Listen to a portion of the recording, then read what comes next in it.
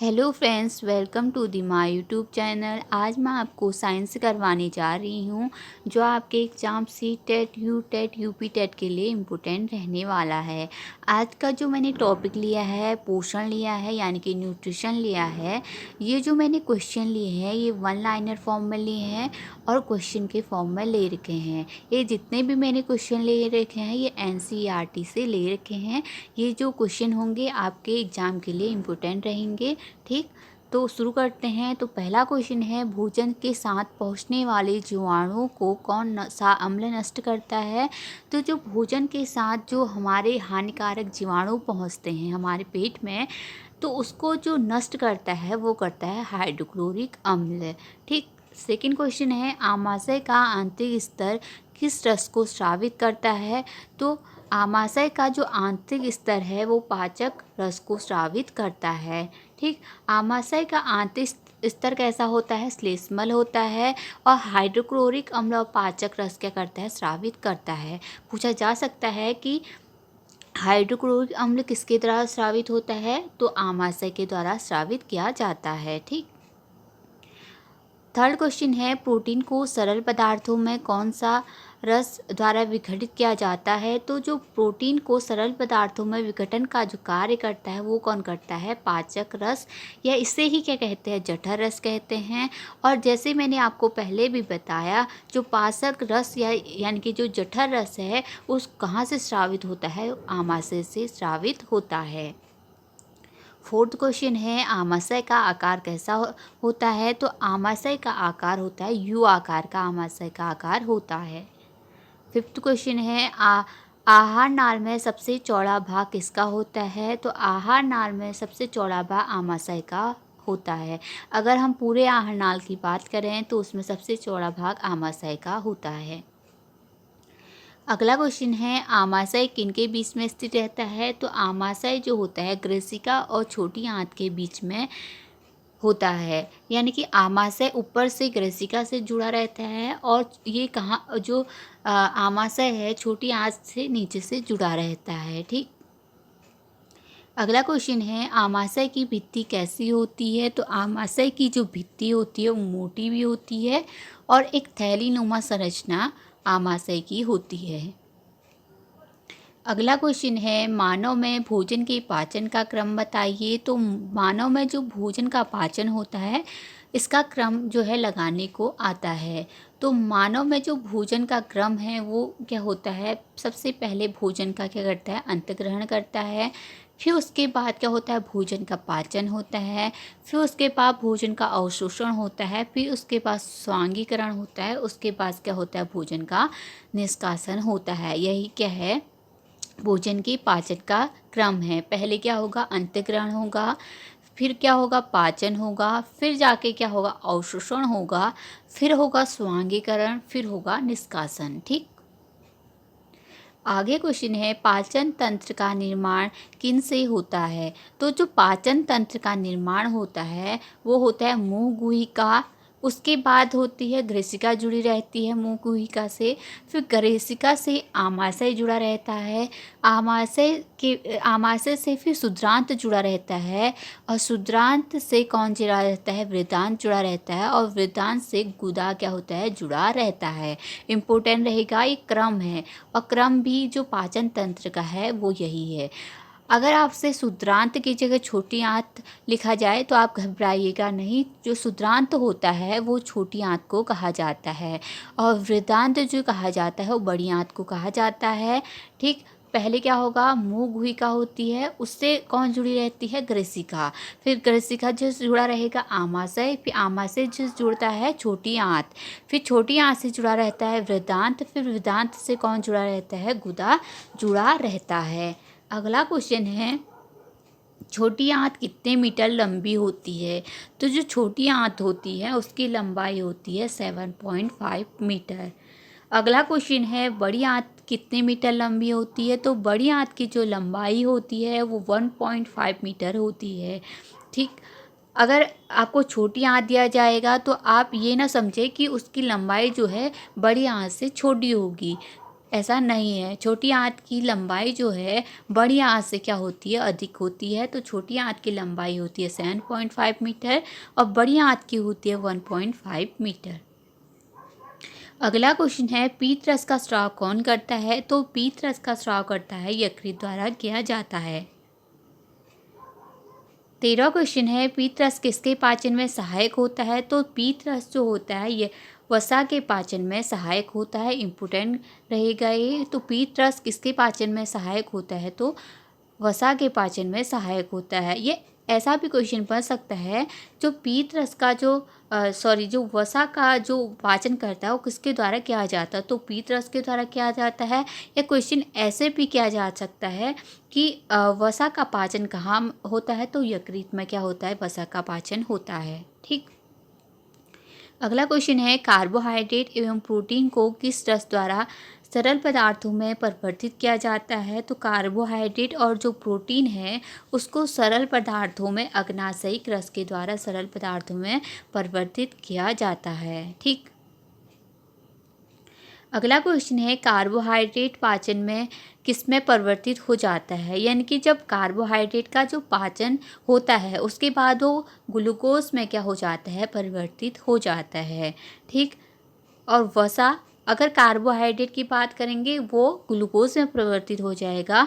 और वसा किस में परिवर्तित होता है? वो ग्लिसरॉल में परिवर्तित हो जाता है। इम्पोर्टेंट रहेगा। ये तीनों जो है, प्रोटीन का भी पूछा जाता है, कार्बोहाइड्रेट का भी पूछा जाता है और वसा का भी क्या है? पूछा जाता है। तो कार्बोहाइड्रेट तो ग्लूकोज में परिवर्तित होता है पाचन के बाद, और वसा जो है ग्लिसरॉल में परिवर्तित हो जाता है, और प्रोटीन अमीनो अम्ल में परिवर्तित हो जाता है। ठीक। अगला क्वेश्चन है, मानव शरीर की सबसे बड़ी ग्रंथि का नाम लिखे। तो मानव शरीर की जो सबसे बड़ी ग्रंथि है वो क्या है? यकृत। ठीक। जिससे पीत रस का स्राव होता है और जो वसा के पाचन में सहायक होता है। ठीक। अगला क्वेश्चन है, आमाशय में किस अम्ल का स्राव होता है जो भोजन पर क्रिया करते हैं? तो आमाशय में पाचक रस का स्राव होता है और जो क्या क्या करते हैं? भोजन के पाचन में सहायक होते हैं। अगला क्वेश्चन है, क्षुद्रांत की आंतरिक भित्ति पर अंगुली के समान अनेक प्रवर्ध होते हैं जिन्हें कहा जाता है, या जिन्हें क्या कहा जाता है? उनको क्या कहा जाता है? दीर्घरोम कहा जाता है। या ऐसा भी क्वेश्चन बन सकता है कि दीर्घरोम किस किस आहारनाल में पाए जाते हैं? तो दीर्घरोम जो होते हैं क्षुद्रांत यानी कि छोटी आंत में पाए जाते हैं। ठीक। अगला क्वेश्चन है, अमीबा अपने भोजन का पाचन कहाँ करता है? तो अमीबा जो है अपने भोजन का पाचन खाद्य नाली में करता है। अगला क्वेश्चन है, स्टारफिश किन जंतुओं का आहार करती है? ये पहले भी पूछा गया क्वेश्चन है। तो स्टारफिश जो है कैल्शियम कार्बोनेट के कठोर कवच वाले जंतुओं का आहार करती है। ठीक। अगला क्वेश्चन है, दांतों का क्रम बताइए। तो दांतों का क्रम जो है ये पूछा जाता है। तो दांतों का क्रम है, पहले कौन सा होता है? कृंतक होता है, फिर रत्नक होता है, फिर अग्रचर्वणक होता है, फिर चर्वणक होता है। ठीक। कृंतक जो होता है वो सबसे आगे के दांतों को कहा जाता है। ठीक। जो कृंतक होता है वो सबसे आगे के दांतों को कहा जाता है। फिर उसके जो बाद के दांत होते हैं उसको रत्नक कहा जाता है। फिर उसके बाद के दांतों को अग्रचर्वण कहा जाता है। फिर सबसे लास्ट में जो दांत पाए जाते हैं उन दांतों को चर्वणक कहा जाता है। ठीक। अगला क्वेश्चन है, पित्ताशय में पीत रस अस्थायी रूप से भंडारित कहाँ होता है? पीत रस अस्थायी रूप से भंडारित होता है कि नहीं होता, ये पूछा है। तो हाँ क्या है? पीत रस क्या होता है? पित्ताशय में अस्थायी रूप से भंडारित रहता है। अगला क्वेश्चन है, क्या रूमिनेंट निगली हुई घास को अपने मुख में वापस लाकर धीरे धीरे चबाते रहते हैं? तो हाँ, जो रूमिनेंट है वो निगली हुई घास को अपने मुंह में लाकर क्या है? धीरे धीरे क्या है? चबाते रहते हैं। यानी कि जानवर की बात हो रही है यहाँ पे। तो रूमिनेंट जो जानवर होते हैं वो निगली हुई घास को जो है अपने दोबारा क्या लेके आते हैं? मुंह में लेके आते हैं, फिर उनको क्या है? चबाते हैं। ठीक। अगला क्वेश्चन है, वसा का पूर्ण रूपेण पाचन किस अंग में होता है? तो वसा का जो पूर्ण रूप से पाचन होता है, आपको ऑप्शन दिए हैं आमाशय, मुख, क्षुद्रांत और बृहदान्त्र। तो वसा का जो पूर्ण रूप से पाचन होता है वो कहाँ होता है? क्षुद्रांत यानी कि छोटी आंत में होता है। ठीक। अगला क्वेश्चन है, जल का अवशोषण मुख्यतः किस अंग द्वारा होता है? तो जल का जो अवशोषण है, आपको ऑप्शन दे रखे हैं। जो जल का पहला है आमाशय, दूसरा है ग्रसिका, तीसरा है क्षुद्रांत, चौथा है वृदांत। तो जो जल का अवशोषण है वो कहाँ होता है? वो वृदांत में होता है। अगला क्वेश्चन है, पचे हुए भोजन का अवशोषण कहाँ होता है? तो पचे हुए भोजन का जो अवशोषण होता है वो छोटी आंत में होता है। ठीक। अगला क्वेश्चन है, जीवाणु नष्ट करना किसमें होता है? यानी कि जीवाणु का जो विनाश होता है वो कहाँ होता है? वो आमाशय में होता है। जैसे मैंने पहले क्वेश्चन में बताया, वो हाइड्रोक्लोरिक अम्ल के द्वारा होता है। अगला क्वेश्चन है, भोजन का संपूर्ण पाचन कहाँ होता है? तो भोजन का संपूर्ण पाचन जो है छोटी आंत में होता है। अगला क्वेश्चन है, मल का निर्माण कहाँ होता है? तो मल का जो निर्माण है वो बड़ी आंत में होता है। अगला क्वेश्चन है, वृहदान्त आंत का प्रमुख कार्य क्या है? यानी कि वृहदान्त है यहाँ पे, वृहदान्त यानी कि बड़ी आंत का प्रमुख कार्य क्या है? तो भोजन में उपस्थित जल एवं लवणों का अवशोषण करना वृहदान्त का कार्य है। अगला क्वेश्चन है, जुगाली करने वाले जंतु को क्या कहा जाता है? तो जो जुगाली करते हैं उस जंतु को रोमंथी कहा जाता है। अगला क्वेश्चन है, रोमंथी किस कार्बोहाइड्रेट को पचाने में की क्षमता रखते हैं? तो जो रोमंथी है वो सेलुलोज को पचाने की क्षमता रखते हैं, जबकि मानव ऐसा नहीं कर सकता है। ठीक। अगला क्वेश्चन है, रोमंथियों में सेलुलोज को पचाने वाले जीवाणु कहाँ पाए जाते हैं?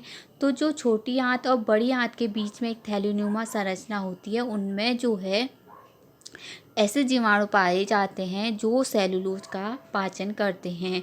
और ये किन में पाया जाता है? ये जानवरों में पाया जाता है, यानी कि जो घास लेते हैं उनमें पाया जाता है। ठीक। अगला क्वेश्चन है, दो एक कोशिकीय जीवों के नाम लिखिए। तो दो एक कोशिकीय जीव कौन है? अमीबा और पैरामीशियम। अगला क्वेश्चन है, अमीबा के कृत्रिम पाँव को क्या कहा जाता है? तो अमीबा के कृत्रिम पाँव को पादाप कहा जाता है। ठीक। अगला क्वेश्चन है, पीत रस कहाँ संग्रहित रहता है? तो पीत रस जो है पित्ताशय में संग्रहित रहता है, जो यकृत द्वारा स्रावित किया जाता है। अगला क्वेश्चन है, किस आयु तक सहस्राकार के सभी दांत गिर जाते हैं? तो 8 वर्ष की आयु तक के सहस्राकार के सभी दांत क्या हो जाते हैं? गिर जाते हैं। अगला क्वेश्चन है, शैशवकाल के दांतों का नाम लिखिए। तो शैशवकाल के दांतों को दूध के दांत कहा जाता है। अगला क्वेश्चन है, दूध के दांतों के बाद कौन से दांत आते हैं? तो दूध के दांत आने के बाद उसके बाद स्थायी दांत आ जाते हैं। अगला क्वेश्चन है, लाला ग्रंथि कौन सा स्राव उत्पन्न करती है? तो जो लाला ग्रंथि है वो लाल रस का स्राव करती है, यानी कि लाल स्राव उत्पन्न करती है। अगला क्वेश्चन है, लार मंड को किसमें बदल देता है? जो लार हमारे मुंह में पाए जाते हैं वो मंड को शर्करा के रूप में बदल देता है। अगला क्वेश्चन है, ग्रसिका में भोजन के गति का कारण क्या है? तो ग्रसिका में भोजन के गति का कारण आहार नाल में संकुचन का होना होता है। ठीक। अगला क्वेश्चन है, जब आमाशय खाए भोजन को स्वीकार नहीं करता है और उसे बाहर निकाल देता है तो इस घटना को क्या कहा जाता है? जब आमाशय जो होता है खाए गए भोजन को स्वीकार नहीं करता है, उसे बाहर निकाल देता है, तो इस घटना को वमन कहा जाता है। वमन यानी कि उल्टी, यानी कि वोमिटिंग आ जाती है। ठीक। अगला क्वेश्चन है, आमाशय का आकार कैसा होता है? तो आमाशय यू आकार का होता है, ये मैंने आपको पहले बता दिया है। अगला क्वेश्चन है, भोजन खाते समय कई बार तेज़ी से खांसी आती है, इसका क्या कारण है? तो खांसी आने का कारण है जो जब हम लेते हैं तो क्या है, हमारे जो भोजन है वो ग्रसिका में क्या हो जाता है? फंस जाता है। ठीक। यानी कि श्वास नाल में चला जाता है, इसलिए क्या आती है? हमको खांसी आती है। अगला क्वेश्चन है, आमाशय में पहुँचे भोजन में पाए जाने वाले जीवाणु को कौन नष्ट करता है? तो वो कौन करता है? हाइड्रोक्लोरिक अम्ल। ठीक। अगला क्वेश्चन है, आमाशय के आंतरिक स्तर को कौन सुरक्षा प्रदान करता है? तो आमाशय के जो आंतरिक स्तर है उसको श्लेष्मल रस क्या करता है, सुरक्षा प्रदान करता है। अगला क्वेश्चन है, यकृत किस रस को स्रावित करता है, तो यकृत पीत रस को स्रावित करता है। अगला क्वेश्चन है, इंसुलिन का उत्पादन कौन सी ग्रंथि करती है, तो इंसुलिन का जो उत्पादन है वो अग्नाशय ग्रंथि करती है। अगला क्वेश्चन है, पचा हुआ भोजन कहाँ अवशोषित होता है, तो जो पचा हुआ भोजन है वो छोटी आंत में अवशोषित होता है। अगला क्वेश्चन है, दीर्घरोम या रसांकुर पाचन नाल के किस भाग में पाए जाते हैं, जो मैंने आपको पहले बता दिया है, ये छोटी आंत में यानी कि क्षुद्रांत में पाए जाते हैं। अगला क्वेश्चन है, दीर्घरोम का प्रमुख कार्य क्या है, तो दीर्घरोम का प्रमुख कार्य है पाचित भोजन को अवशोषित करने के तल क्षेत्र को बढ़ाना क्या है, दीर्घरोम का कार्य है। अगला क्वेश्चन है, पाचित भोजन रुधिर में मिलाने के उपरांत जटिल पदार्थों में बदलता है, इस प्रक्रम को क्या कहा जाता है, तो इस प्रक्रम को क्या कहेंगे, स्वांगीकरण कहा जाता है। जब हमारा भोजन जो है रुधिर में क्या होता है, मिल जाता है, उसके बाद जटिल पदार्थों में क्या हो परिवर्तित हो जाता है, तो इसको क्या कहते हैं, स्वांगीकरण कहते हैं। अगला क्वेश्चन है, वृत्तांत का प्रमुख कार्य क्या है, तो वृत्तांत का प्रमुख कार्य है जल एवं लवण का अवशोषण करना। ठीक। अगला क्वेश्चन है, दीर्घरोम क्या है, वह कहाँ पाए जाते हैं, उनके क्या कार्य है, तो ये मैंने आपको सारे क्वेश्चन बता दिए पहले भी। तो दीर्घरोम क्या है, छोटी आंत की आंतरिक भित्ति पर अनेकों अंगुली के आकार समान उभरी हुई संरचनाओं पाई जाते हैं, जिन्हें क्या कहते हैं, दीर्घरोम या रसांकुर कहते हैं। कार्य क्या है इसका, दीर्घरोम पचे हुए भोजन के अवशोषण हेतु आंत का आंतरिक सतही क्षेत्र क्या है, बढ़ा देते हैं तथा पाचित भोजन का अवशोषण कर रक्त में मिलाने का कार्य करते हैं। ठीक। अगला क्वेश्चन है, पीत कहाँ निर्मित होता है, यह भोजन के किस घटक के पाचन में सहायक होता है, ये मैंने आपको पहले भी बता दिया है। तो पीत रस का निर्माण यकृत में होता है। यकृत जो है लाल भूरे रंग की एवं सब शरीर की सबसे बड़ी क्या है, ग्रंथि होती है। पीत रस पित्ताशय नामक थैली में क्या रहती है, संग्रहित रहती है, और पीत रस वसा के पाचन में महत्वपूर्ण भूमिका निभाता है। अगला क्वेश्चन है, उस कार्बोहाइड्रेट का नाम लिखिए जिसका पाचन मिनेंट द्वारा किया जाता है परंतु मानव द्वारा नहीं किया जाता है। मिनेंट यानी कि जीव जो हमारे घास लेते हैं उनके द्वारा किया जाता है, लेकिन मानव द्वारा नहीं किया जाता है, तो उसका नाम क्या है, ऐसा हमको क्वेश्चन पूछ रखा है। यानी कि रूमिनेंट अथवा रोमथी सेलुलोज नामक कार्बोहाइड्रेट का पाचन करते हैं, जबकि इसका पाचन मानव द्वारा नहीं किया जा सकता है। रोमथी पशु में छोटी आंत और बड़ी आंत के बीच में एक थैलीनुमा संरचना पाई जाती है। इसमें कुछ विशेष प्रकार के जीवाणु पाए जाते हैं। इन जीवाणुओं में सेलुलोज को पचाने की क्षमता होती है। आई होप ये जितने भी क्वेश्चन होंगे आपको पसंद आए होंगे, ये आपके जो एग्ज़ाम है उसके लिए महत्वपूर्ण रहेंगे।